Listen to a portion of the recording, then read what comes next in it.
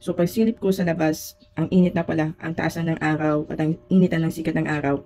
So I decided na maglaban na lang muna para hindi masayang yung init. And then around 1 p.m. guys, I started to do my online work.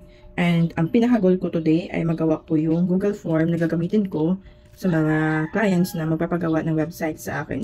And good things that natapos ko din siya today. So, 4:45, I decided na magpahinga muna ako kasi medyo sumasakit yung mata ko and inaantok na din ako guys. And then, around 8 p.m. after our dinner, I decided to join the weekly book session. And then, after nung Zoom meeting namin guys, ay may nakusap ako na leads who is interested to learn about funnel design and digital products. Ito ang kagandahan kung meron ka nang na-build na sales funnel for your product is that hindi mo kailangan mag-explain sa kanila.